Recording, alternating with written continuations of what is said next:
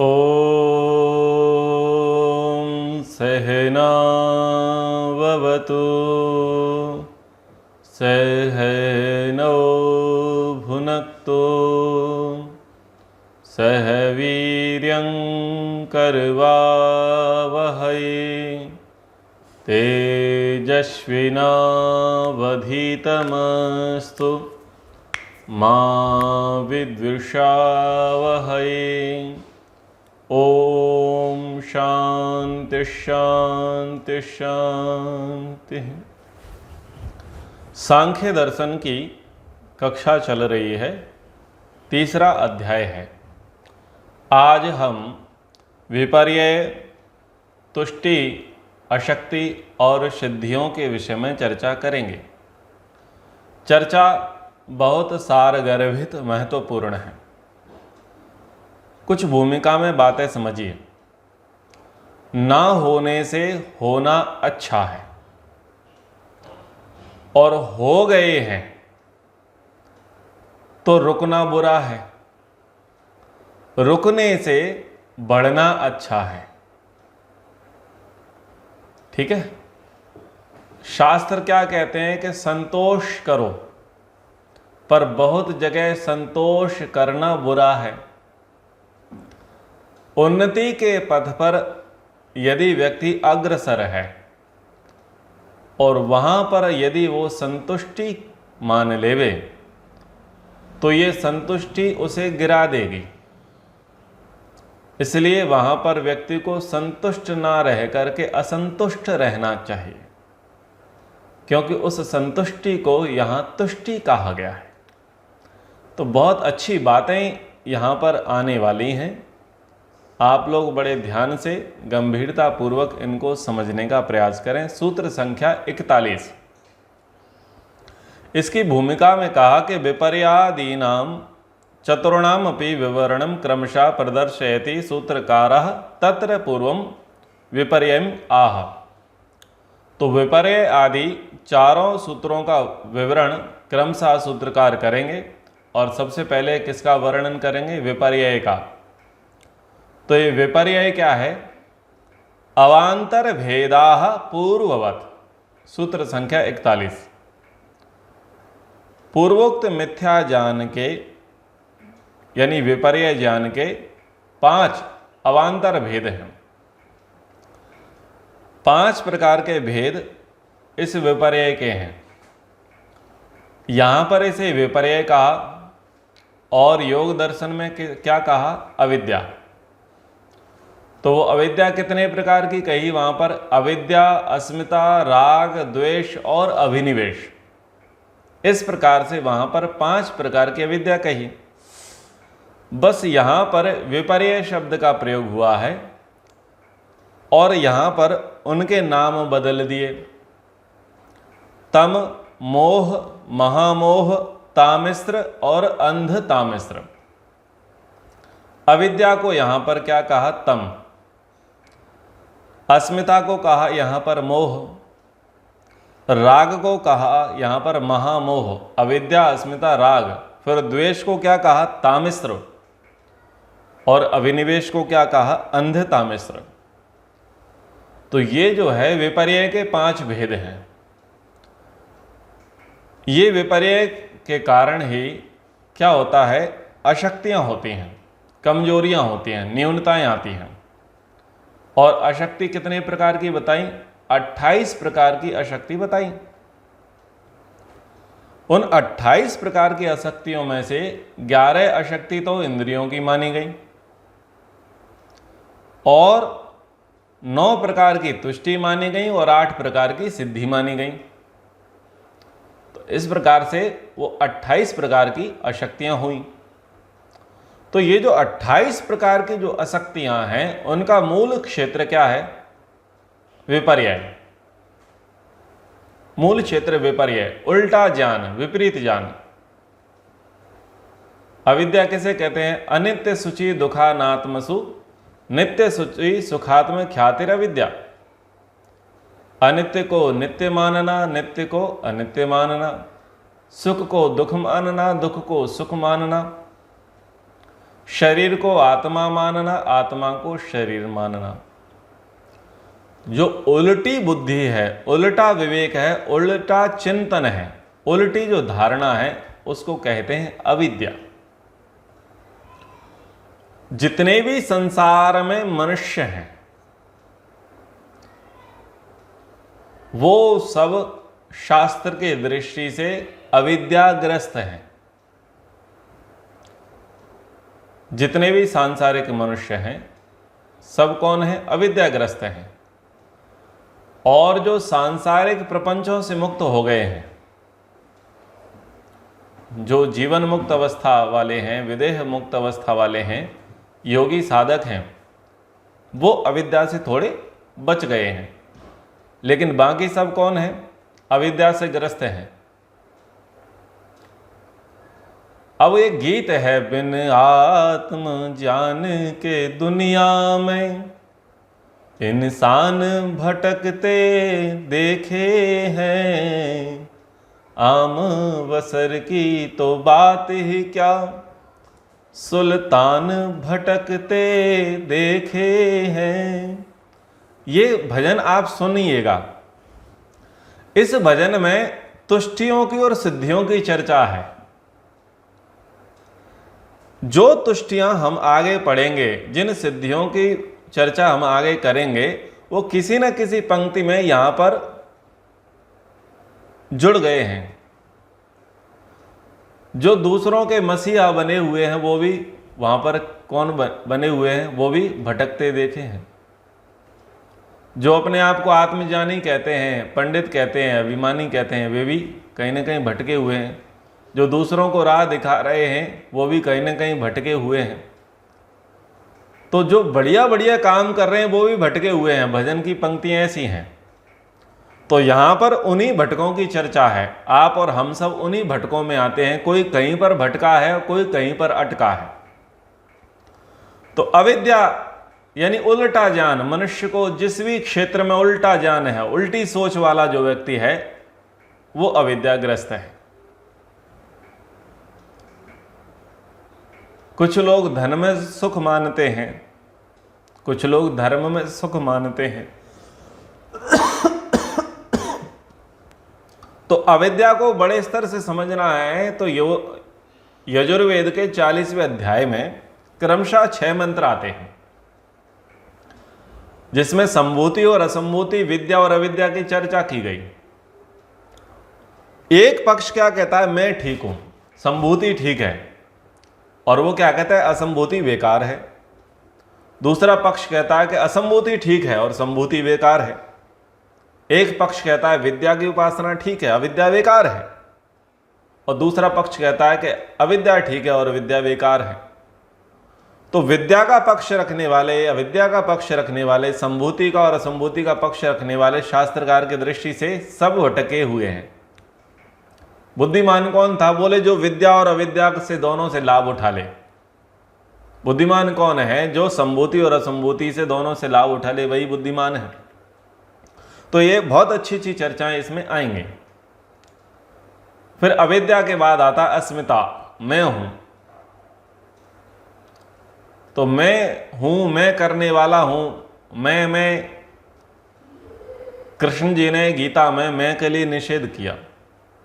मां कर्म फल हेतुर्भू,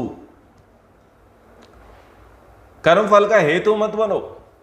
ये राग मत लापते फिरो, मैंने किया, मैंने किया। अगर मैं नहीं होता तो ये नहीं होता। बोले काम करो, पुरुषार्थ करो, परोपकार करो, लोगों की सहायता करो, सेवा करो, लेकिन श्रेय मत लो। ना तो दूसरे से कहो, ना स्वयं मानो कि मैंने किया, मैंने किया। तो उस मंडली के लोग गीत गाते हैं कि मेरा आपकी कृपा से सब काम हो रहा है। तो ऐसे मानने वाले भी किस में आएंगे? यहां पर वो भी तुष्टि में ही आएंगे। तो बहुत अच्छी बात है। फिर है राग, अविद्या, अस्मिता, उसके बाद राग है। देखो आपने कहावत सुनी होगी, हर सिक्के के 2 पहलू हैं। यदि आपका जीवन में किसी से राग है, इसका मतलब है कि आप किसी न किसी से द्वेष अवश्य करते हैं। यदि आप किसी से प्रेम करते हैं तो ये भी पक्का है कि आप किसी न किसी को शत्रु तो मानते ही होंगे, भले ही वो स्पष्ट ना हो। यदि आप बहुत हंसमुख हैं, कॉमेडियन हैं, तो आपके अंदर क्रोध भी कहीं ना कहीं छुपा जरूर होगा। आप सरल सहज भले ही दिखाई देते हो, पर क्रोध भी आपके अंदर छुपाई दिखाई देगा। दो पहलू हैं, हर सिक्के के दो पहलू हैं। यदि आप लोभी हैं तो लोभी का जो विपरीत भाव है वो भी कहीं ना कहीं होगा। यानी आप जैसे हो, आप जैसा स्वयं को मानते हो, उस मानने को चैलेंज करने वाला विपरीत भाव ही आपका कहीं ना कहीं होगा। आप जिस भी मान्यता में मानते हो, जैसा भी अपने आप को मानते हो, या जैसा भी आप दूसरे को मानते हो, उसका एक दूसरा पक्ष भी होगा, बिल्कुल विपरीत होगा। करतल कर पृष्ठ है। यदि उजाला है तो कहीं ना कहीं अंधेरा जरूर होगा ही। तो राग करेंगे तो किसी न किसी से द्वेष होगा। अविद्या, अस्मिता, राग, द्वेष और अभिनिवेश, मरना कोई नहीं चाहता। क्या मरना नहीं चाहता? मरने का मतलब है छूटना नहीं चाहता। जो प्रेजेंट स्टेटस है वो प्रेजेंट स्टेटस उसका छीने नहीं। चाहे व्यक्ति काम में पड़ा हो, वो नहीं चाहता ये काम का जो भोग हो रहा है ये मेरे से छूटे। व्यक्ति क्रोध कर रहा है तो वो उस समय ये भी नहीं चाहता क्रोध मेरे से छूटे, बल्कि और चाहता है फीड मी मोर, फीड मी मोर, और भर दो मुझे। लोभ है तो लोभ से भी वो चिपका है, वो भी नहीं छूटना चाहेगा। मोह है तो मोह को भी वो छोड़ना नहीं चाहेगा, वो चाहेगा फीड मी मोर, और भर दो मुझे, और मेरे अंदर आ जाए। ये अभिनिवेश, वो छोड़ेगा नहीं। पद पर है, पद को नहीं छोड़ेगा। पैसा है, पैसे को नहीं छोड़ेगा। प्रतिष्ठा है, प्रतिष्ठा को नहीं छोड़ेगा। ना तो छोड़ेगा ना चाहेगा ये मेरे से छूटे। मृत्यु तो दूर की बात है। मृत्यु का भय अभिनिवेश में मुख्य रूप से मान लिया जाता है। लेकिन एक बात बताओ, मरना कौन चाहेगा? मरना वो चाहता है जिसका सब छूट जाता है। मरने का डर किसे नहीं लगता? उसी को तो डर नहीं लगता। वो कहते हैं ना कि नंगा नहाएगा क्या और निचोड़ेगा क्या। जिसका सर्वस्व लुट गया हो, मरने की इच्छा वही करेगा। और जिसके पास पर्याप्त हो, अर्जित किया हो, आकांक्षा हो, प्राप्ति हो रही हो, भाई वो मरने की क्यों सोचेगा? कब भी नहीं सोचेगा। यही है अभिनिवेश है। यानी ना तो मेरी पत्नी मुझसे छूटे, न पति, न पुत्र छूटे, न पत्नी, न पुत्री, न माता छूटे, न पिता, इवन मेरा ड्राइवर भी ना छूटे, रसोईया भी ना छूटे। एक दिन अगर काम वाली बाई ना आए, कैसा लगता है? बुरा लगता है। क्योंकि वो हमारी सेवा चलती रहनी चाहिए। हमारे काम सब टाइम टू टाइम एक्यूरेट चलते रहने चाहिए। हम छोड़ना नहीं चाहते। हम जिस एटमॉस्फेयर में रह रहे हैं, जिस एनवायरनमेंट में रह रहे हैं, कंफर्टेबल जोन जो हमने बना रखा है, उस कंफर्टेबल जोन को हम छोड़ना नहीं चाहते। यही तो अभिनिवेश है। और वो छूट जाए तो हमें डर लगता है, हम दुखी होते हैं, हमें भय लगता है। और हम ईश्वर से यही तो प्रार्थना करते हैं कि ये हमसे छूटे नहीं। बोलो कौन छूटना चाहता है? परिवार को कौन छोड़ना चाहता है? प्रतिष्ठा को, पद को कौन छोड़ना चाहता है? किसी को व्यक्ति छोड़ना नहीं चाहता। वो सदा हमारे बने रहें, हम सदा उनके बने रहें, इसी के लिए सारे धर्मानुष्ठान व्यक्ति करता है। उससे दूर नहीं जाना चाहता। क्या ये अभिनिवेश नहीं है? ये भी तो अभिनिवेश है। तो अभिनिवेश भी व्यापक है। जैसे अविद्या व्यापक है, वैसे ही अस्मिता व्यापक है, वैसे ही राग, द्वेष और अभिनिवेश ये सब व्यापक हैं। हम केवल इतना मान लेते हैं कि अनित्य को नित्य मानना, सुख को दुख मानना, ये सब सूचि को असूचि मान लेना, यही अविद्या ना। बिच्छुओं की एक पंक्ति में रैली चली जा रही थी, सेना चली जा रही थी। एक व्यक्ति ने कहा कि यार इनमें से कैप्टन कौन है? बोले हाथ लगा के देख। जिसको हाथ लगाएगा वही बता देगा कौन कैप्टन है, वही काट देगा। तो अविद्या, अस्मिता, राग, द्वेष, अभिनिवेश सब में जहर है, सब कैप्टन है। वैसे शास्त्र की दृष्टि से अविद्या क्या है? सबकी जननी है, मां है, पर यह भी किसी मासी से कम नहीं है, ये भी कम नहीं है। शास्त्र की दृष्टि से माना कि अविद्या को जननी कहा और अस्मिता, राग, द्वेष, अभिनिवेश को पुत्रवत कहा, एक परिवार कहा, लेकिन वो भी कम नहीं है। तो अस्मिता भी कम नहीं है, अभिनिवेश भी कम नहीं है। ये सब भय है ना, ये भय है। जब व्यक्ति के साधन भोग समाप्त हो जाते हैं, भोग के साधन समाप्त हो जाते हैं, तो व्यक्ति रहना नहीं चाहता। यहां कौन है तेरा, मुसाफिर जाना है कहां? ठीक है ना। जब व्यक्ति का किसी से राग है,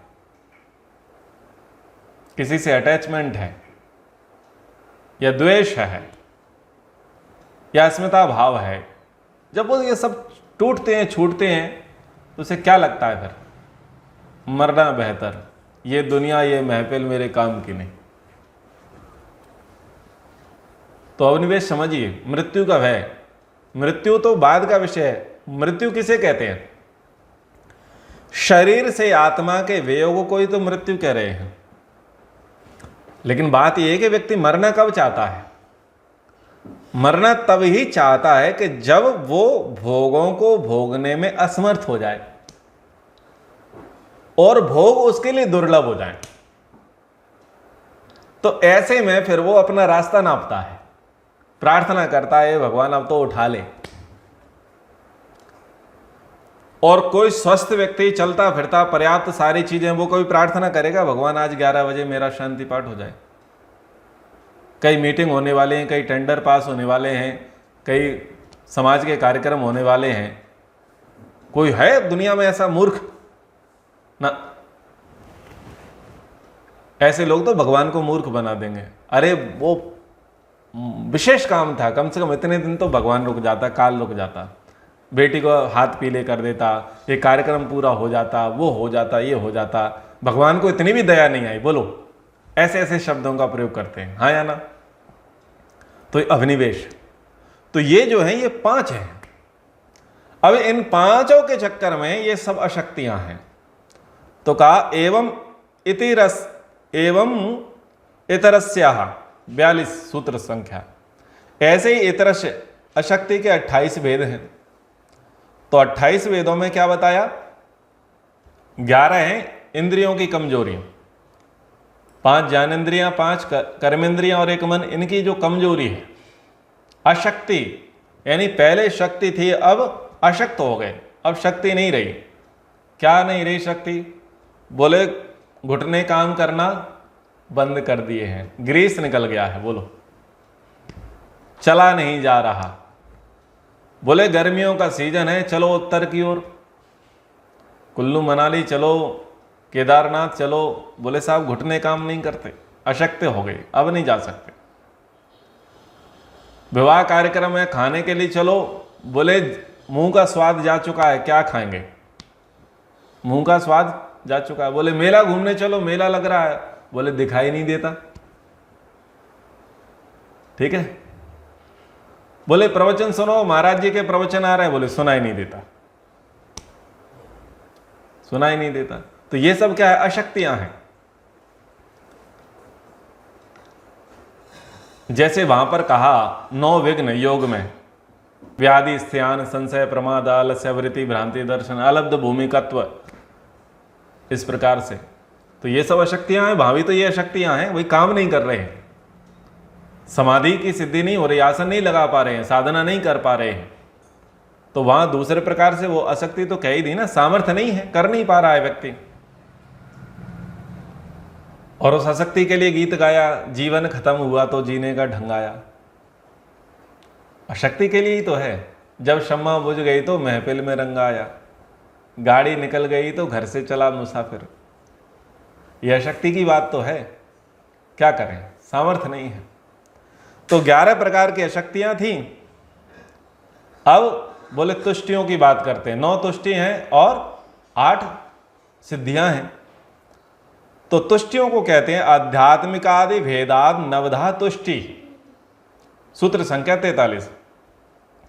आध्यात्मिक आदि भेद से 9 प्रकार की तुष्टियां हैं। तो आध्यात्मिक आदि तो यानी भौतिक भी है, कुछ आध्यात्मिक है और कुछ भौतिक भी है। आध्यात्मिक यानी आंतरिक और भौतिक यानी बाहरी। तो कुछ कमियां इंटरनल है और कुछ कमियां एक्सटर्नल है। तो इंटरनल कमियां क्या है?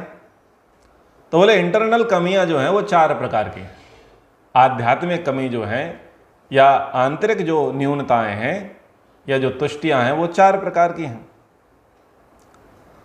तो कैसी है कि बाह्य विषयों में दोष दर्शन से जो इंद्रियों के विषय रूप रस गंध आदि उनमें दोष देखकर उनके प्रति घृणा हो जाती है या वैराग्य हो जाता है, इस प्रकार से ये तो बाह्य तुष्टि हो गई। और अपनी स्थिति से व्यक्ति संतुष्ट हो जाए, प्रसन्न हो जाए कि मैंने तो बहुत उन्नति प्रगति कर ली, तो ये आध्यात्मिक तुष्टि हो गई। तो उसको कह रहे हैं कि आध्यात्मिक 4 प्रकार की तुष्टियां क्या हैं। तो बताया कि प्रकृति, उपादान, काल और भाग, ये 4 हैं जिनके दूसरे नाम हैं अंभ, सलिल, मोघ, वृष्टि। ये 4 प्रकार की तुष्टियां हैं जिनके अलग अलग नाम बताए।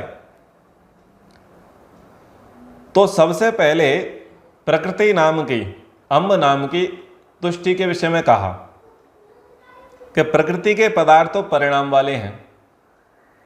प्रकृति के पदार्थ परिणामी हैं। जैसे शरीर कैसा है, परिणामी है। शिशु अवस्था, बाल्यावस्था, किशोर अवस्था, यौवन अवस्था, प्रौढ़ अवस्था, वृद्ध अवस्था। बोले तुम? बोले हम तो जैसे के तैसे, हम तो जैसे के तैसे, हम में कोई परिवर्तन नहीं आया।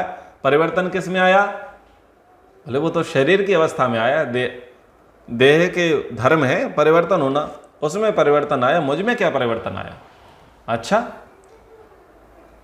बोले ये कट गए हैं। बोले मैं थोड़ी कटा हूं, वो तो शरीर की चमड़ी कटी है।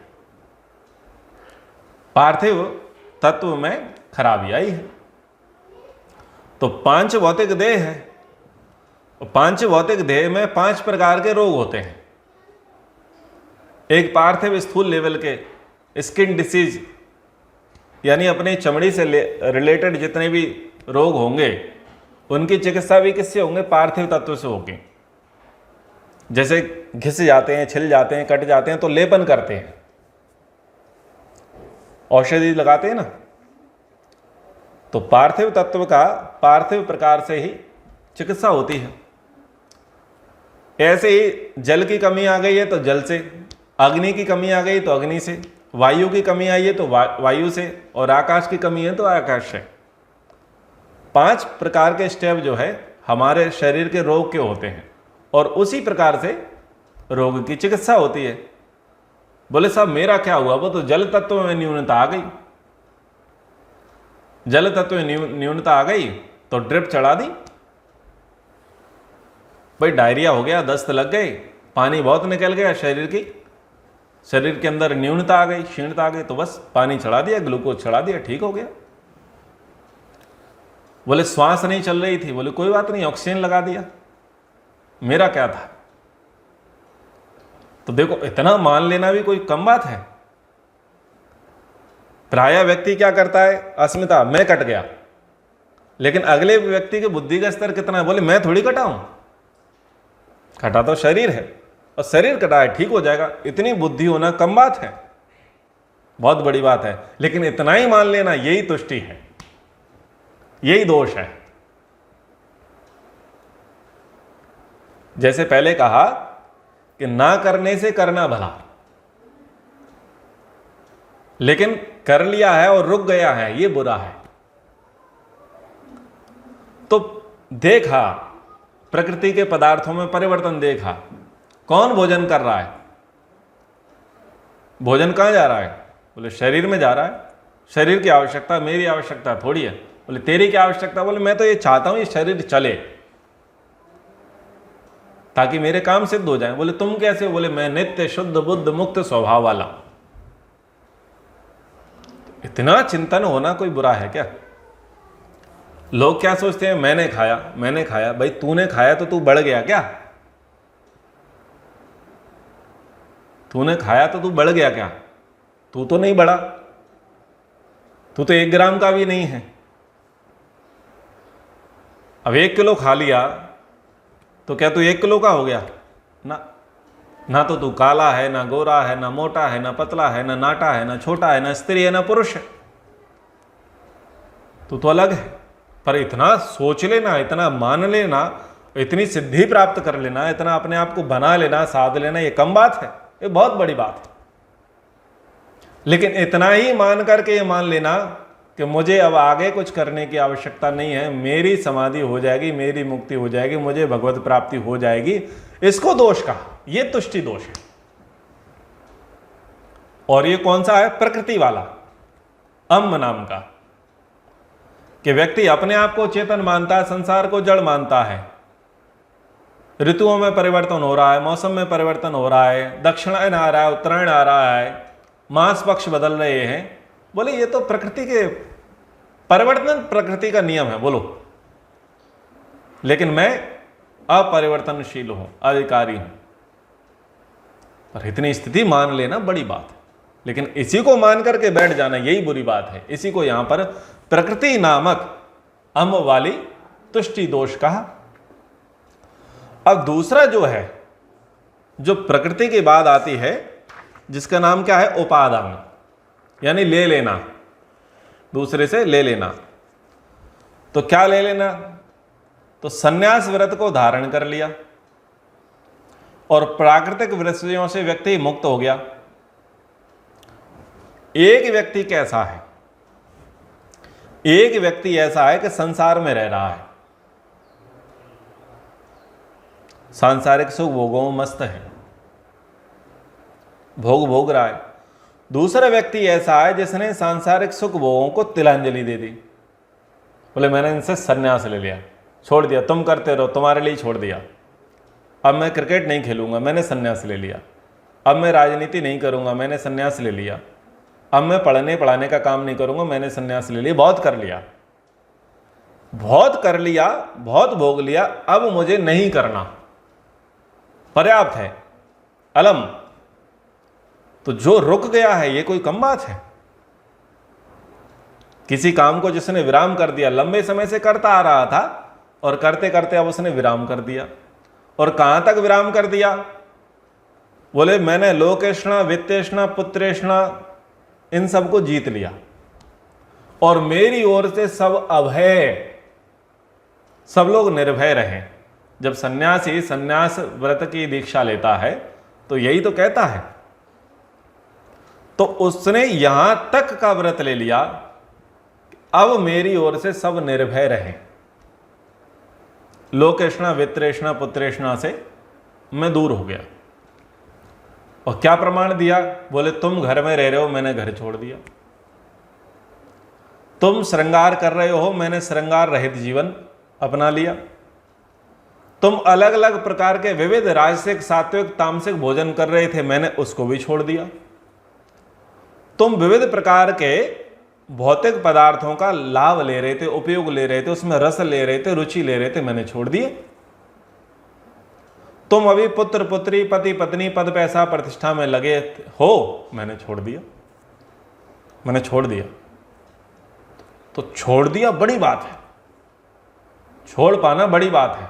लेकिन बस अब छोड़ दिया है तो मेरी क्या हो जाएगी? अब मुक्ति हो जाएगी, अब तो भगवत प्राप्ति हो जाएगी। अब मुझे आगे कुछ भी करने की आवश्यकता नहीं है।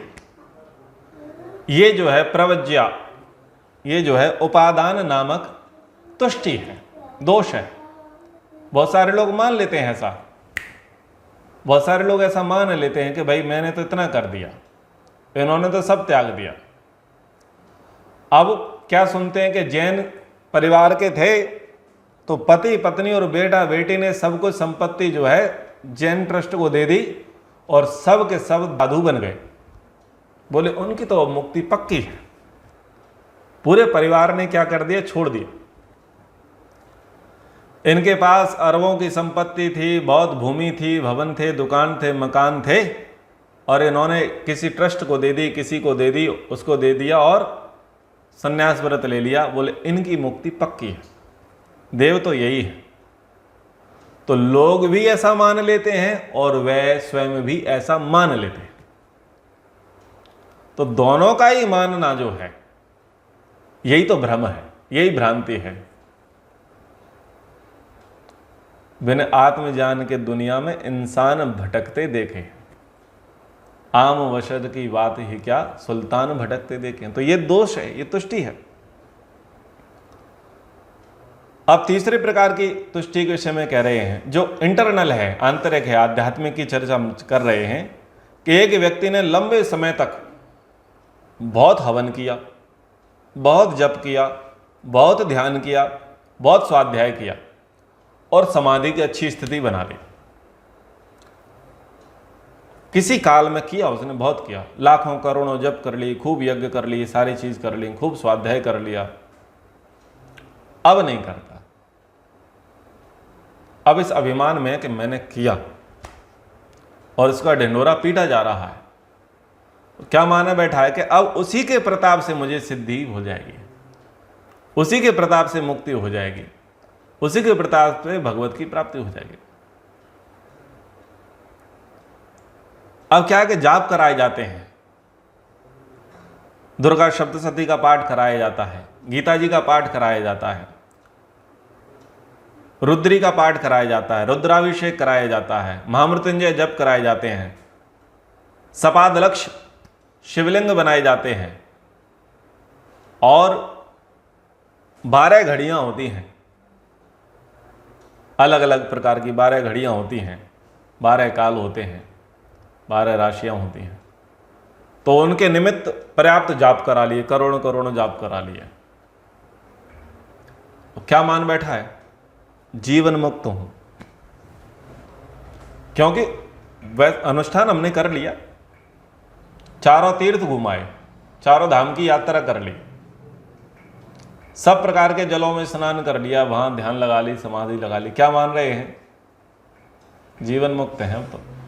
अब तो भगवान की प्राप्ति हो जाएगी। जो नहीं करते उनसे करने वाले बेहतर। क्या चारों धाम की यात्रा करना सरल है? गारंटी है लौट के आओगे? कोई गारंटी नहीं है। और बहुत सारे लोग तो छोड़ ही नहीं पाते अपने धाम को, अपने धाम को छोड़ करके चारों धाम नहीं जा पाते, अपना धाम नहीं छोड़ पाते, जीवन बीत जाता है उसी में और सोचते हैं इसमें पैसे की बर्बादी है। बहुत सारे लोग दूसरों का रटना तो रटते रहेंगे पर भगवान का रटना नहीं रटते, पैसा पैसा करते रहेंगे, परमात्मा परमात्मा नहीं कर पाते। दुनिया के लिए कई प्रपंच करेंगे, कई ऑर्गेनाइजेशन कार्यक्रम करेंगे, इवेंट्स करेंगे, लेकिन धर्मानुष्ठान नहीं करेंगे, यज्ञानुष्ठान नहीं करेंगे। तो जो नहीं कर रहे उनसे तो ये बेहतर है कि जिन्होंने लाखों जाप कर लिए, करोड़ों जाप कर लिए, कई वर्षों तक उन्होंने ध्यान का अभ्यास किया, समाधि का अभ्यास किया, ये तो वास्तव में पूजनीय है। लेकिन वो लोग मान करके बैठ गए, अब मुझे आगे करने की आवश्यकता नहीं है। तो ये जो मान करके बैठ जाना, ये काल नाम की तुष्टि है, जिसको ध्यान संग्रह कहा, जिसको ओग नाम की तुष्टि कहा। और चौथा क्या है, अजगर करे न चाकरी, पंछी करे न काम, दास मलुका कह गए सबके दाता राम। समय से पहले भाग्य से ज्यादा ना कभी किसी को मिला है, ना कभी किसी को मिलेगा। साहब तुम तो चारों धाम कर आए, हमें भगवान बुला ही नहीं रहा। ध्यान देना शब्दों को।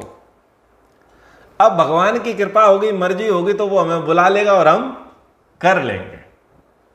भगवान हमें मौका देगा तो हम कर लेंगे। ऐसा बोलते हैं कि नहीं बोलते? यानी भाग्य भरोसे बैठे हैं, पुरुषार्थ नहीं कर रहे, ना कोई प्रार्थना कर रहे, दूसरों को देख रहे हैं कि अगले ने जप कर लिए, ध्यान कर लिया, अनेक प्रकार के अनुष्ठान कर लिए, यज्ञानुष्ठान कर लिए, तीर्थ यात्राएं कर ली हैं, अगले ने घर गृहस्थी छोड़ दी है, अगला जो है शरीर से आत्मा को पृथक मानता है, ये उन सबको देख रहा है, ये उन सबको देख रहा है। जो अविद्या, अस्मिता, राग, द्वेष, अभिनिवेश के जो पड़ाव हैं उनको पढ़ रहे हैं, जान रहे हैं, समझ रहे हैं, उनको देख रहा है। आप लोगों को भी देख रहा है कि आप लोग कितना पढ़ रहे हैं, अपने घर गृहस्थी के काम को करते हुए भी आप स्वाध्याय में समय लगा रहे हैं, आप पंच महायज्ञ कर रहे हैं, ईश्वर का ध्यान कर रहे हैं, दान दे रहे हैं। आपका पड़ोसी क्या कह रहा है? तुम पर भगवान की कृपा है, हमसे भगवान रूठ गया है, भगवान हम पर कृपा करेगा तो हम भी करेंगे, ऐसा कहते हैं ना। यानी भाग्य भरोसे बैठ गया, भाग्य भरोसे बैठ गया, भाग्य भी तेरा बैठ गया। तो भगवान भरोसे बैठ गए हैं कि भगवान चाहेगा तो क्या हो जाएगी, हमारी समाधि लग जाएगी। हमने कहां तक प्रयास कर लिया? बोले हमने संप्रज्ञात तक कर लिया है, संप्रज्ञात समाधि तक का तो हमने अनुष्ठान कर लिया है। अगले ने लाखों लाखों जप किए हैं और हमने संप्रज्ञात समाधि तक का अभ्यास कर लिया है। बोले असंप्रज्ञात के विषय में क्या ख्याल है? बोले भगवान के अटके ही तो खुद कराएगा। नायात्मा प्रवचनेन लभ्यो ना मेधया ना बहुना श्रुतेन यम ऐश वृणते तेन लभ्य तस्य ऐश आत्मा विवृणते तनुष्वाम। देखो स्वामी दयानंद जी ने कहा था श्रद्धानंद जी को, देखो यमाचार्य ने कहा था नचिकेता को, देखो शास्त्र कह रहे हैं अपने करने से कुछ होगा नहीं, जब उसकी इच्छा होगी तो हो जाएगी। तो ठीक है, हमने संप्रज्ञात समाधि तो प्राप्त कर ली। रही बात असंप्रज्ञात की, तो जब भगवान की इच्छा होगी तब भगवान हमारी असंप्रज्ञात समाधि लगा देगा। और अब संप्रज्ञात समाधि के आसन से उठ करके अपने कामों में लग गया, अब नहीं करना। बोले जब भगवान की मर्जी होगी, जब भगवान की इच्छा होगी तब समाधि लग जाएगी। तो ये आध्यात्मिक प्रकार की 4 प्रकार की तुष्टियों की चर्चा हुई। अब जो भौतिक प्रकार की तुष्टियां हैं, बाह्य प्रकार की तुष्टियां हैं, इसकी चर्चा हम अगली कक्षा में करेंगे। समय के अनुसार कक्षा को यहां पर विराम करते हैं। ओ